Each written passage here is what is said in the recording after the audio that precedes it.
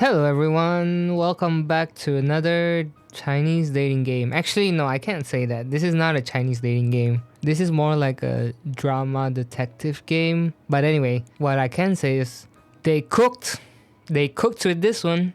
The first 5 minutes immediately hooked me with the premise and the implication. It leaves me wanting to solve it and actually play it out to figure it out, which I cannot say for other games in the same genre. They dialed everything to 11: the story, the characters, the set design, and gameplay. It only took 4 games to reach this level of high quality.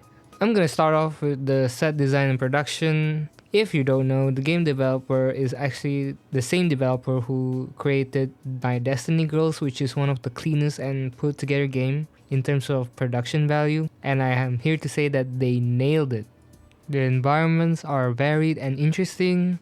There are enough extras just to make the world feel alive. I don't know how they kept the price low when they have this huge of a cast. Like, it's genuinely like quite a lot of cast members, and keeping up with the sets and varied like this. The acting in the game is also superb, with all the actresses and actors giving believable performance. It's good when you hate the antagonist. And the editing seems less jarring, with mostly seamless transitions between scenes, even in action scenes. They've done a good job of giving you that uneasy feeling with the music, sound effect, and how it is shot.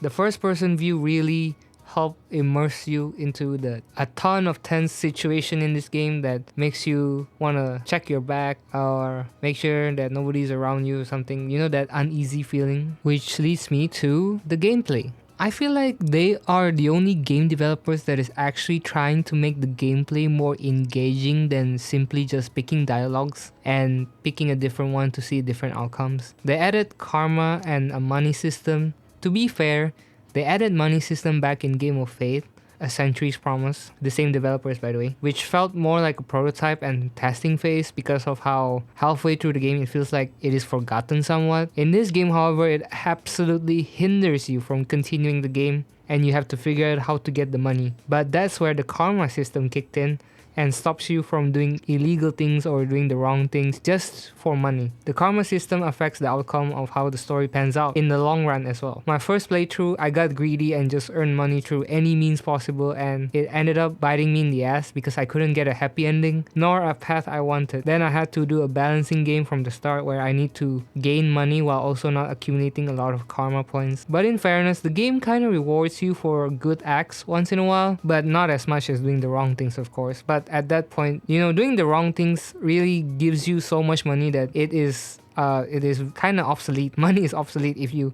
do a lot of bad things in the game. They really put the time limit to good use, as they are only used on tense situations, and like I said, the first person perspective really adds to it, and it is done very well. It makes your heart pump, it makes you feel uneasy, it makes you want to check on your shoulder. And I have a secret gameplay that I want to reveal. It's not really a spoiler, but there is actually a card game here. Not like Gwent level fun, but it's actually not bad, and it caught me off guard when I got into it. So if you have not reached the card game, you have not seen the true ending, which is a sign so that you don't give up and actually try to look for all the alternative ways and gain that, because I'll go to that in a moment, but there are so many endings which I'll tackle in the story. For story, guys, this is how you write characters with interesting backstories and twists that just pique your interest and pique your curiosity to make you want to go explore and go deeper into the game. Puts you into unique situations to see how characters react and reveal more of their character from said situation. Since this game is about surveillance,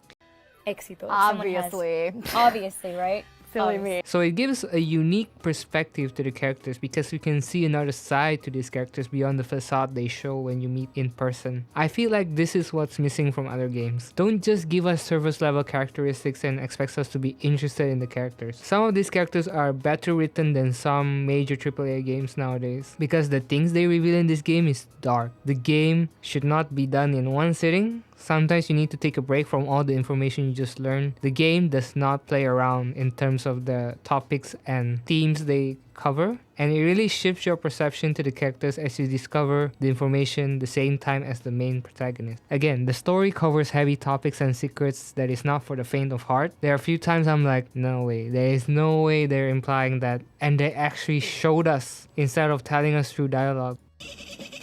Whoa, whoa, whoa, whoa, whoa, whoa, whoa, whoa, hey, hey, hey, hey, hey, hey! Now you might be wondering the topics covered in this game, right?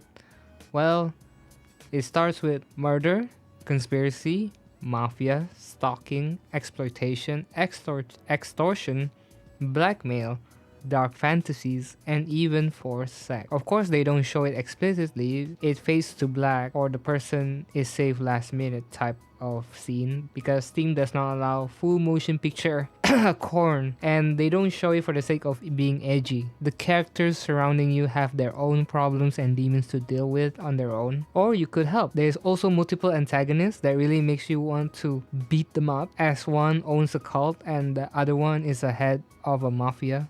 Due to this, I feel like the story feels more focused and purposeful rather than everything being rainbow and sunshine and the girls just wanting attention from you and hang out with you no matter what. That kind of gives a pointless vibe to it. I'm not saying that every game should be like this. There's a market for it, definitely, but you know, it kind of just makes it gives a sense of purpose in the game, and the game actually gives you a journey with these characters that makes it worth to see the true ending. And please don't give up on the ending. Please don't give up on the game after you reach the final chapter, because there are 3 layers to the ending. I don't want to spoil, but instead encourage you to keep playing and seek them. And let me tell you that the 3rd ending kind of explained the plot holes that I noticed or something too ridiculous in the game that happened. I did not expect that ending. I thought we were just going to live with the person of our choosing, but that is not the ending. The game be like, nope, I'm gonna throw another curveball. And you might be wondering mid through the game whether this game is still a dating game or not, and I'm here to tell you that it's more like 70% mystery, 20% thriller, and 10% dating game. And honestly, I'm absolutely in. I'm locked in, man. And I gotta give shout out to the story's branching narrative because it beats Telltale's illusion of choice. They listen to my feedback of actually writing out the bad choices you make and then just continues with it. Then you realize that your choice a few chapters ago actually mattered. This game does not allow you to just pick another outcome that you have acquired before and actually takes you to the choice that mattered. So it will take you a few chapters ago and forces you to make a different decision. And they actually tell you which choice that has an impact on the future chapter. So that's kind of handy. But to be honest, this chapters in the game that actually rivals one of Detroit Become Human's chapters.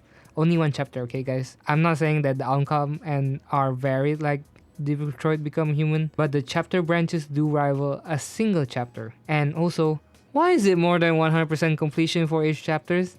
Then what's the point? You'll never know if you completed everything or not. But besides that, I think I'm done. This is an easy recommend for me, as it is actually just a plain good game. Simple as that. It is immersive, good story, good set design, and putting a twist into the gameplay that I did not expect. But if you want to turn off your brain, this game is not for you. As I understand, some people just want to enjoy the view and be immersed and being liked by so many girls at the same time. This game kind of offers you that, but added so much interesting aspects, but sadly it is not for the faint of heart.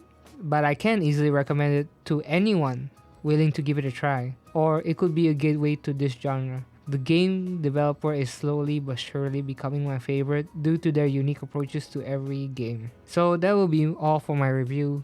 Thank you for watching, and as for the next video, I have no idea.